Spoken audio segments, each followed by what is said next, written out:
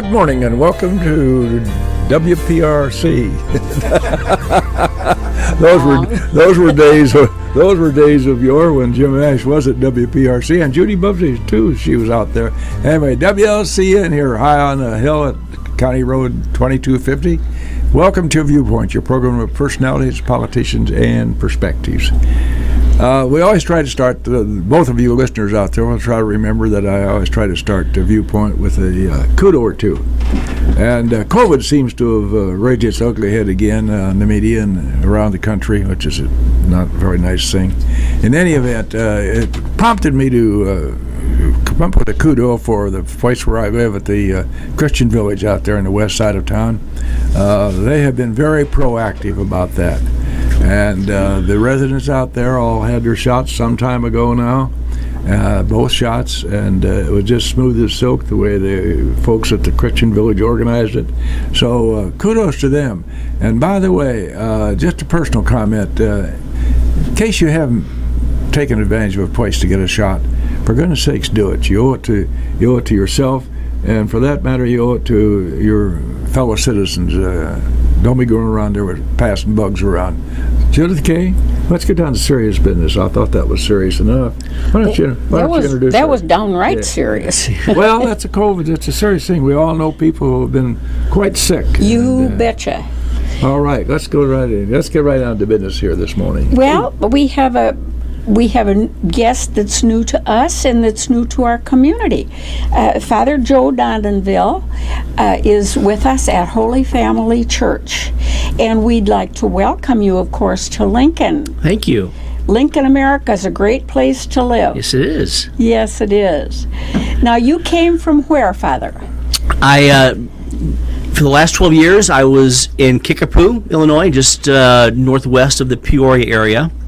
So, and prior to that, I was in the Champaign area for 6. So, I'm happy to be here. We're a little small here compared to Champaign, aren't we? A little bit, but listen, I lived outside of town, so I get small town life, and Kickapoo is about, if you blink, you're going to miss it usually driving through. So it's good to be here. It's very good to have you. Thank you so much for joining us this morning. Yeah. We're happy to introduce you. There's a nice little church on the corner of Armory and Wright Street. Anglican church there, St. John's. You'll find it hard to believe as I sit here and look you in the eye and tell you I went to church every Sunday over there. Oh, yeah? When I was a kid in school, which was kind of remarkable. Kid in college going to school, or going to church every Sunday. But it was handy, and I felt guilty if I didn't go. Anyway, well, we go to chapel there. Really, it's very handy, just across the street from the library.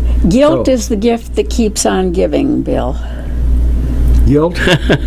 Well, I've noticed that in the last 96 years. Yeah, well, I've noticed it in 82. I think I've had maybe a year that's guilt-free, so I'll say 96 rather than 97. Go ahead. Let's get right on business. With Father Joe has come to a great community. You've got a great bunch of parishioners there, hard workers. Yes, we do. In particular, I call attention to the community of your Holy Family Food Pantry operating each Wednesday. That's right. They do a tremendous amount of good.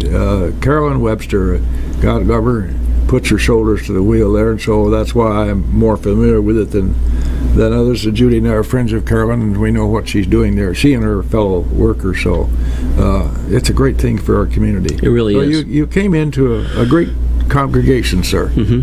I know. Today is Food Pantry Day.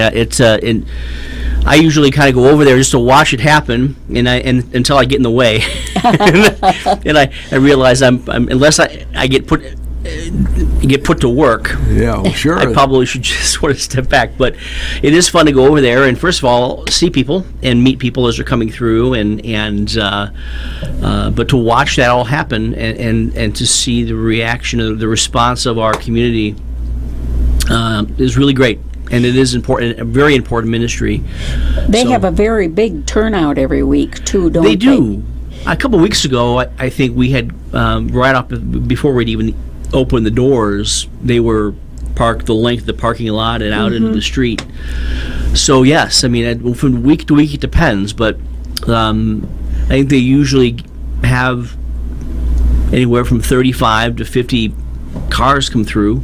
This is a giving community, Father. I call attention again to the fact that they built a house for a veteran out on 6th and College Street, tiny house they call it.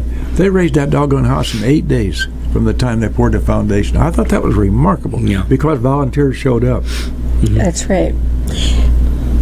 You know, we get kind of complacent sometimes. Sure. And we have these opportunities to buck the complacency when we see the food bank and the people that it draws and the volunteers that it draws to build this tiny house. Right. Yeah, this is a darn good community, and I sure like to welcome you to it. Thank you very much. It's good to be here. It really is. We're happy to have you. Yeah. Now let's tell us about the Catholic community here in Logan County. We have Lincoln standing on its Lincoln Parish standing on its own in the diocese, and then we have three. We have one here in Atlanta and down in Rodale Seminary, and over in Mount Pulaski. Right. Now, are those all three same by the same priest? Yes. So That's a big load. Well, there are two of us to cover all four parishes, and so the way our schedule works is that, you know, one weekend one of us takes Holy Family and Atlanta's schedule, and the other one priest takes Elkhart and Mount Pulaski schedule on the weekends, and then we just sort of swap the following week. So it works out pretty well. Say that We don't get to, you know, necessarily get to be at every place every week. from a homily standpoint, that work there, you can snow them. You can snow them good because you can repeat the homily. Well, sure. If there's a story in there that fits, we could probably reuse it. But it works out great. You know, I think that neither one of us is overtaxed, and it would be great to be able to see everybody every week. But the way it works seems to work fine. It gives you an opportunity to meet more of the parishioners in this area. Correct. Yeah, it's great to be able to then, you know, get around even during the week too to the other parishes and stop in and see folks, and frees us up to do that too. So Well, I'm coming out here. I don't have the Atlanta schedule this weekend, but I am coming out. I've got a baptism Saturday night out here this weekend, so I'll be able to come back out for that. So, well, it keeps you busy, doesn't it? it certainly does, because in addition to the four parishes, you also have a school at Carroll Catholic. Yes. And that's a pretty good sized school. It is, yeah. And that's how is starting that up going, next week. Father, with this COVID business. Right. That's had to affect parochial schools as well as public schools. Very much so. Attendance-wise, how's it looked in the future? So I'm still kind of getting my feet on the ground here from just my perspective and where I've been, because I had a school where I was. I think that most families are coming back because, at least in the Diocese of Peoria, they're not offering an e-learning option or a remote learning option this year, so they're expecting everyone to be in the building with masks on. Last year in the school I was at, we had a handful of families that did remote learning from their homes, and so they would pop onto their computer, and there'd be classes would be taught. They'd have the regular schedule, and they would do their learning from home, and that's a big strain on the teachers. Oh my, yes. Because we wound up having to dismiss an hour earlier than usual to give the teachers an extra hour at the end of the day to get material out to the families and the students that were working from home. Oh. So we weren't making the teachers stay longer to take care of the students that were trying to do this from home. Were you in on the decision making on whether to go back to full-time in-person learning? Oh, no. No. That comes from the superintendent of schools for the diocese. They made the decision after a bunch of meetings and probably a good chunk of the summer to figure out where we were with COVID. as far as our process moving forward. They heard, obviously they listened to the principals of the schools, and their input and how things went. I think all of the principals that I know of were really trying to protect their teachers from all that extra work again. And I think that played a factor into their decision to say, we're going to be in person and for this upcoming school year.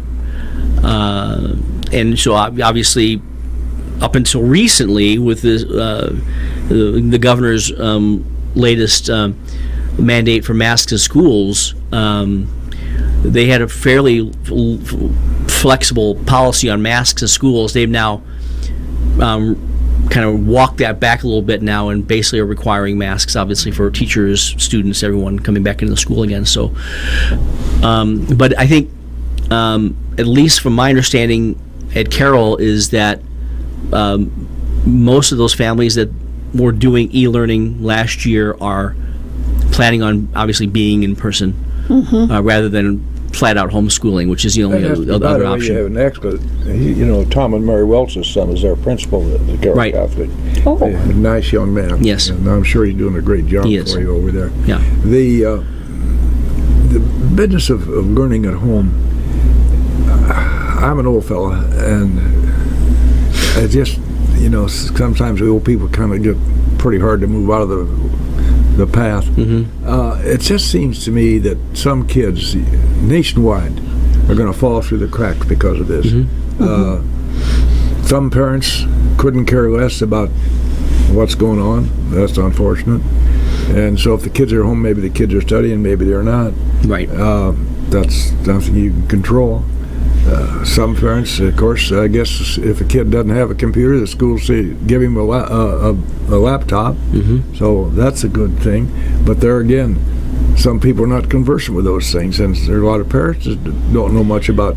Even in this time, even in this day, there's a detachment that happens when you're not part of your class, right? You're learning from home, and you're only getting so much, right? From the lectures and the whole social aspect of being in school and amongst kids, you don't have, and my experience, I found that to be rather discouraging to kids who are at home and want to be part of the social dynamics of the classroom, but yet can't be, and that affects them too. So there's a social dynamic that takes place here each Wednesday morning that we fail every Wednesday morning. We're very consistent, aren't we? We're very consistent in that. This program has sponsors, believe it or not, and so we're going to recognize and honor them right now, James.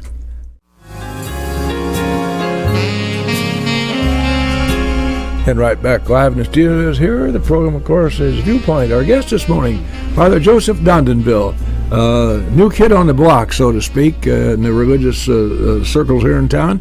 Father Joe came to town to replace Father Jeff Lively, who, incidentally, and just on a personal quick comment, he's out there, chief chaplain for all the Guard, National Guard. Am I correct in essentially saying that, Father? He's the Vicar General for the Military Archdiocese, so he, in my understanding, kind of oversees all the bases across the country and the chaplains and such. So that's a little different than being here in Lincoln, America, isn't it? Well, Father Joe, we're happy to have you.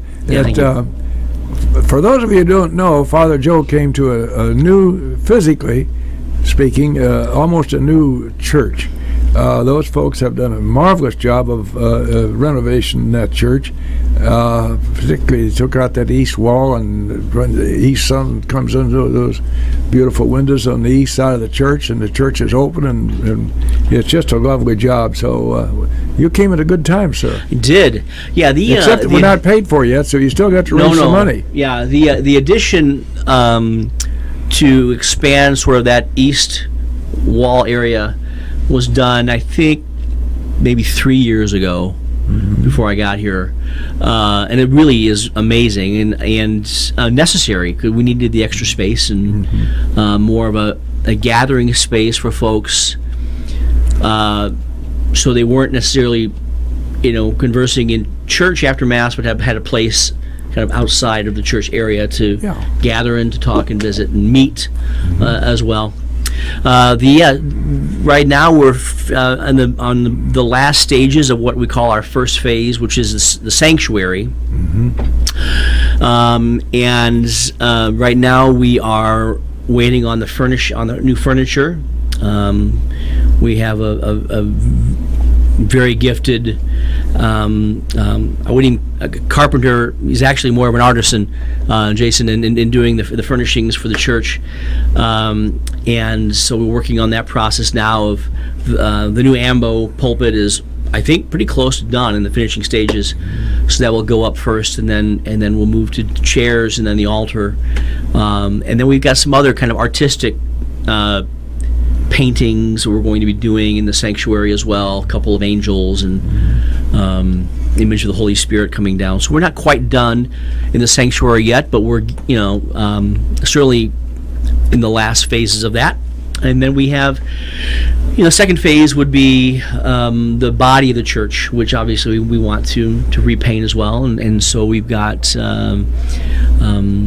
looking at painting that, and also looking at the pews and floor and all those things we have to do with that second phase. So, and that's that project is kind of underway as far as getting bids and trying to figure out costs and things of that nature. So, well, you really bit off a bunch when you came to Lincoln, didn't you? But it's fun. It's my in 26 years of being a priest, this is my first building project that I've had. So you've had a great. Our young friend Mike Higgins has been helpful to him.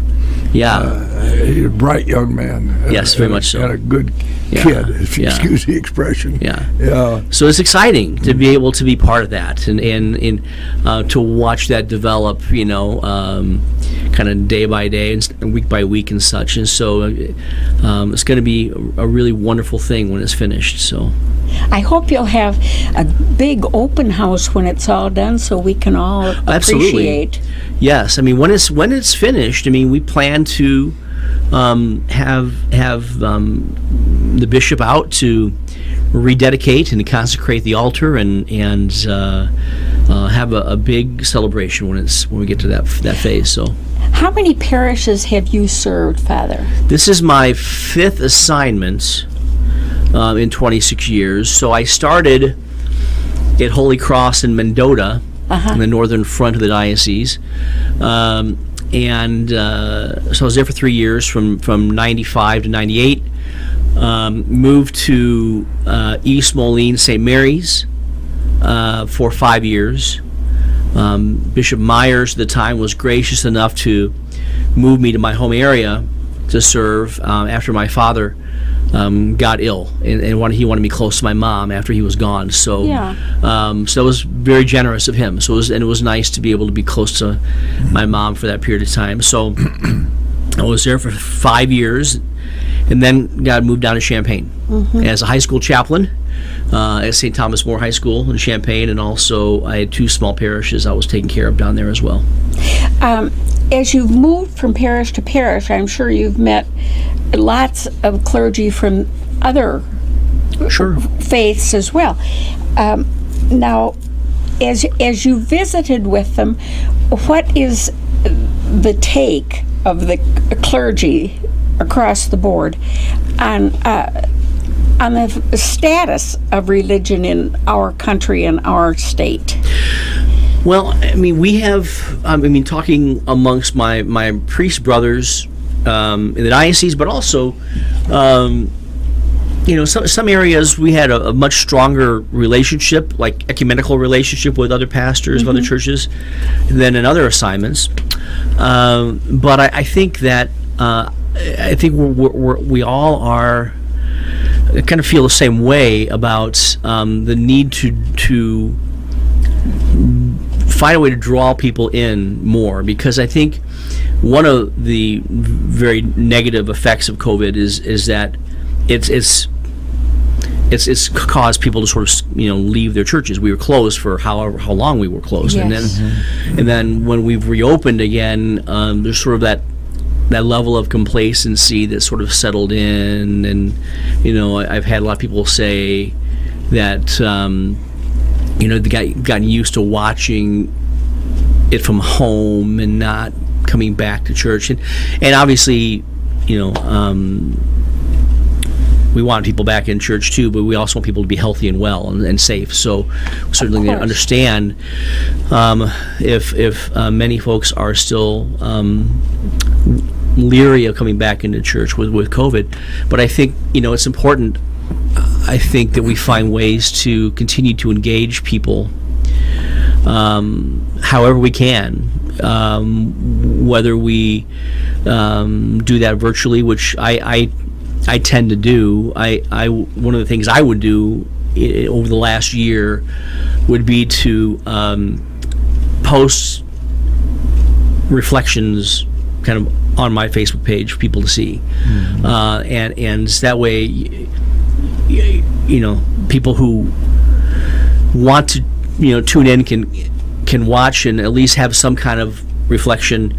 We'd always try to provide as much resources as we can to people to and apps, I guess, so they can continue to engage in their own spiritual life even from home. But we want to really kind of keep this connection with folks. It's so important, I think, for us to do that, is to find ways to be present to them in whatever way we can, so that they understand and they know that they're still being thought of and prayed for and encouraged, and whatever ways we can do that, we want to do what we can. So 648-5510. Excuse me, where I get that frog out of my throat. Excuse me. 648-5510. Number to call. Our guest this morning is Father Joseph Dondanville, new kid on the block here at Holy Family. This is your chance to call in and welcome him. Don't criticize his sermons or we'll hang up on you. Seriously, I don't want to be facetious about that. We're glad to have Father Joe, and this will be an opportunity for you to call, and if you like something, go ahead and tell us. We'd like for the community to know about it. 648-5510. Father Joe, how old were you, son, when you first began to think that maybe the priesthood is right for me? So I was 17. And usually this is like the question that people ask me first when I get here. And you guys were the first ones to ask that question. And I've been here almost 2 months. But I was 17. I was a high school junior. And we grew up in a very Catholic family. My parents, we all went to mass every Sunday. Dad was a physician, and to feign an illness on Sunday to Dad was not going to work in our household, because if you were able to convince Dad that you were sick, then the rest of your day was shot, because if you're too sick to go to church, you're too sick to leave your room. So and I never was that guy, because I actually loved going to Mass, because my parents loved going to Mass, and they weren't that family that drug their feet, come on you guys, and throw kids in the car and grumble at the kids as they're in a fight with them, and while they're on the way to church, as some folks might do. They were enthusiastic about it, and they didn't go because it was an obligation. They went because they wanted to be there, and so we went because we wanted to be there. And so I grew up with a very good feeling about being at Mass and all those things. And but you could, I was an altar server from the time I was in fourth grade and on, but I had anything can derail you, right? And so I had a moment in high school. My mom's sister died of cancer when she was in 43 years of age, and that kind of wrecked me, because that was our first loss. And I was really close to her, and I spent, in all honesty, I spent a good amount of time angry. From probably April of my sophomore year through the summer. I was angry at God. I was angry at my parents. They wouldn't let us see her. I was angry at the world, because any number of things. Right. And so and I would go to church, but I would go on Saturday night, because my dad was never a Saturday night guy. So I would go Saturday night, and I would stand in the back. I wouldn't even go in and sit because I didn't want to be that close. And then the ushers would beg me, "Come on and sit down." I'm like, "No, I'm good." And the moment the bulletins got put in the back of church, I would take my bulletin and I would go. I was angry, and my parents kind of gave me this ultimatum at the end of the summer because they knew what was going on, and they said one or two things are going to happen. Either we're putting you back in the Catholic high school, or you're going to join the parish youth group. Your choice, but either way, you're going to get religion. And so I said, well, I'm not going back to the Catholic high school. As much as I loved my experience there as a freshman, I transferred as a sophomore to the public high school for a lot of reasons that, I mean, probably are too long for this conversation. But anyway, so being involved in youth group in the parish, within the first couple of months, I was invited to go to a 4-day Christian leadership retreat in Baraboo, Wisconsin. So, my thought process at the time was, in Baraboo, Wisconsin, 4 days away from home, 4 days without parents, 4 days without my little brother, 2 days out of school.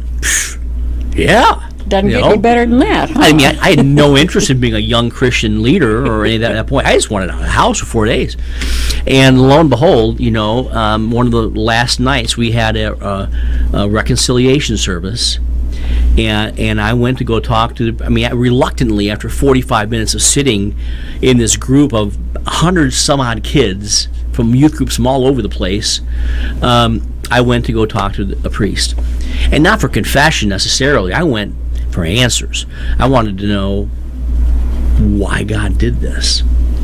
And I didn't get 2 minutes into this conversation with this priest when something I did not expect happened. I started sobbing uncontrollably, just weeping, and I couldn't control it. I couldn't turn it off.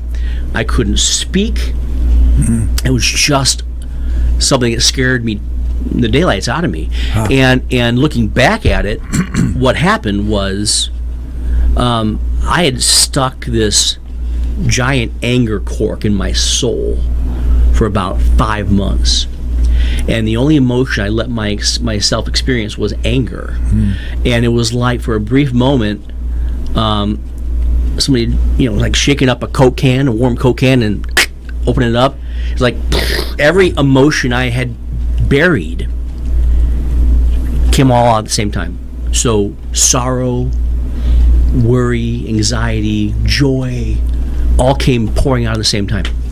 And then of course I got my absolution and forgiveness. I felt like these two huge weights were off my shoulders, and I remember thinking, not right immediately at that point in time, but I thought, what a gift it is to be able to look into someone's soul and be able to see their pain and tell them, you know what, it's going to be okay. And I wanted others to feel that. And that's why I left from there, and I thought, you know what, maybe God is calling me to this. So from that point on, I was the model son and the model student and the model youth group leader. I walked out of the chapel and I saw my youth group leader with this wry cat that ate the canary look on her face, and she elbowed the person next to her and said, I got him. And she knew at that point that she had me wrapped around her finger. So, and sure enough, so that thought was put in my heart at that moment and never really left. So, yeah. That was a gift. It was very, very much so. Uh-huh. Yeah. Look back on it now, like, well, why did God put me through that? Well, for that reason, necessary. It was necessary. Yeah. The way you recounted that, Padre, it occurs to me, Judith, that having lived that experience himself, it's got to make him a better counselor when he's talking with youngsters, because he's experienced these things which may be bothering other people. Sure. That was an excellent dissertation, if you please, on what motivated you to become a priest. Yeah. And anybody who has that in their background has got to be a better individual, let alone a better priest Yeah. and or Yeah. minister, whatever the case. And that whole anger business, there's in this world, I'm afraid that there's just all kinds of anger in every quarter. And maybe you were kind of set aside to deal with it. You knew it. You'd been there. You'd met it. 648-5510. If you call in the next 3 minutes, we can get you extra dispensation when you go to confessional. 648-5510. Father Joseph Dondanville, new kid on the block here at Holy Family, and we're glad to have him. He's going to be a great addition, not only to your church, folks, but to our community. So go ahead, Judith K. Oh, I want to ask you a question about the seminary. Mount Mary, is that primarily, does it draw mostly from the East Coast? Mount St. Mary's in Emmitsburg, Maryland draws, I would say, primarily from the East Coast, yes. Well, but we've been sending guys out there for as long as I've been going out there. You have those options, though they don't assign you to a seminary? They do assign you. Oh, yes. I see. It's so it's right. We have basically one seminary we use for college, which is St. Mary's in Winona, and then we have Mount St. Mary's in Emmitsburg, where we send our guys in the theology program. For now, that might change, with Bishop Blue coming in. I don't know whether what his take will be on that, but we've been using Mount St. Mary's for quite a while. And when I was in formation, we had a lot more guys. We had probably 60 men in formation in various years, and so you could have multiple places to send guys to. We were using St. Charles in Philadelphia and Mount St. Mary's. We had St. Louis and Kenrick we were using at the time as well. Mundelein in Chicago, we had a couple of guys. But as the numbers decrease, you want to have most of your guys in one place to have that kind of community in the seminary life. So, so that's kind of why they've kind of settled on using the Mount, and it's a beautiful college and seminary. It's the second oldest seminary, I think, in the country, only compared to St. Mary's in Baltimore. A lot of history in Emmitsburg with St. Elizabeth Ann Seton, being You mentioned, from there. Padre, being a high school chaplain. Yes. That's got to be a challenge. It was, but I enjoyed it. I Well, you're probably can tell I enjoy working with kids, high school kids as well. I was involved in the Teens Encounter Christ program for a long time. So youth ministry is something that's really important to me. As I was involved in it when I was a kid, it was important for me to to want to be able to share that with others as well. So the challenge for me being a high school chaplain was teaching. And not just the 15-minute guest appearances I would make in a grade school, like when I go to Carroll when the school year starts, and I'll pop in for 15 minutes and give the teacher a break and get the kids all riled up and then leave.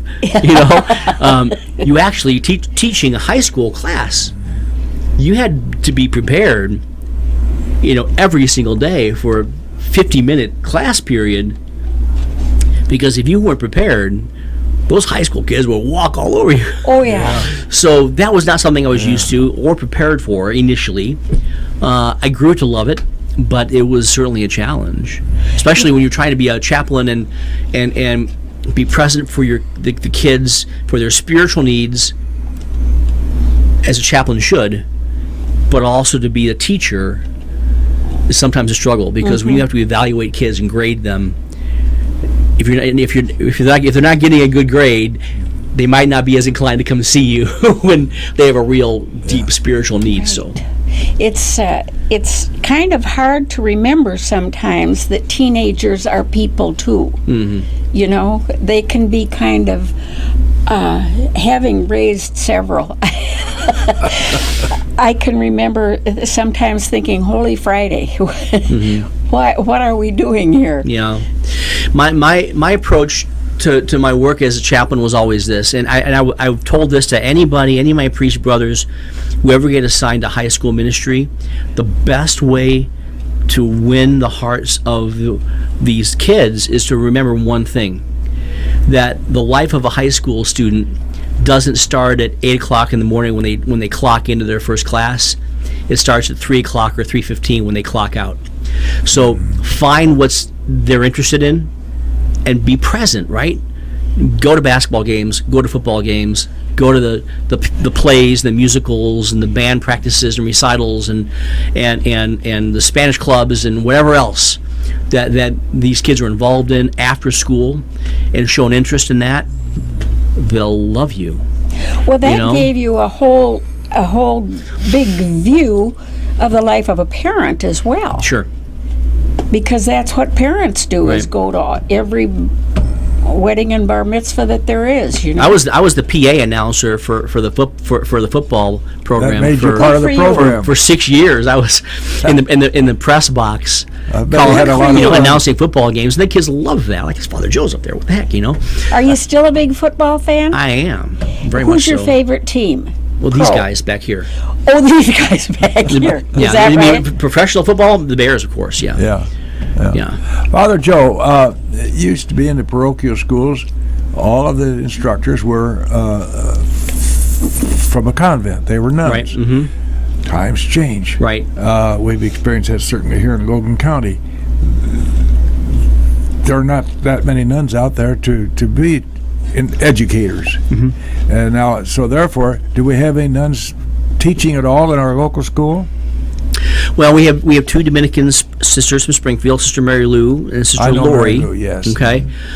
Sister Lori teaches music over there, and she's in charge of the choir, the music, and all the stuff for the church and school masses and such.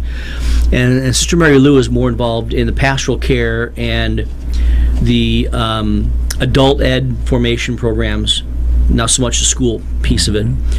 But yes, I mean there are some young orders out there in the country that are growing in their orders, and then there are those that are not. And so, yes, it's a very different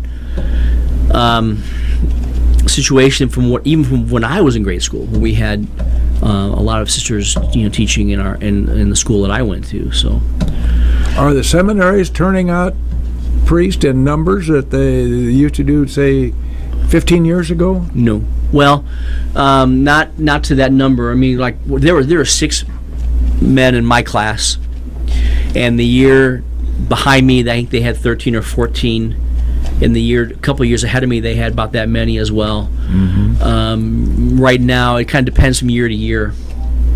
We might have 1, we might have 2, we might have 6. It just depends. But it's certainly not the numbers we had before.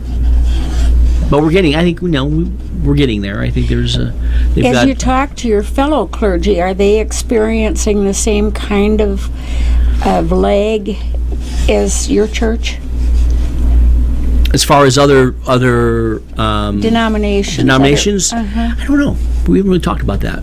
I imagine probably there's a shortage all the way around, because I know that they have one that a friend of mine that's in Elmwood. He's got multiple churches he's attending to as well. So when you're being spread out over 2 or 3 different communities, that tells you something about the numbers. Well, it's one thing to have the responsibility for a single parish. In your case, you came with a big blanket because we have other parishes that are your responsibility. Right. And so your workload is just significantly higher.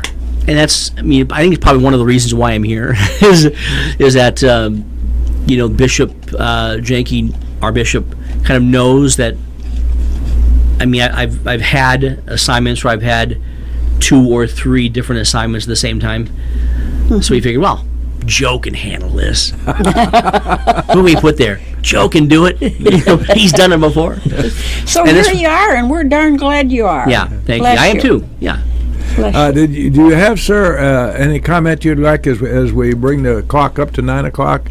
I'll give you a closing comment if you'd like. Well, I just appreciate the opportunity to come and spend some time with you guys this morning, and I really have enjoyed my time. The transition has been really great, and I'm blessed to have a wonderful staff that I work with, and a community that's been really, really welcoming, and I very much appreciate the warmth that they've given to me already. I know it's not easy when you follow somebody who's here for 14 years, but I'm taking the advice of one of my parishioners who said, "Don't try to fill his shoes; just fill your own. You'll be fine." And That's very solid advice. Solid Yes, advice it was. for everyone. True. I said I've been walking in my own shoes for quite a while, and it's worked out pretty well for me. If So there that's was what I'm ever gonna any do. basic advice given, that would be it. Right. Our guest this morning, Father Joseph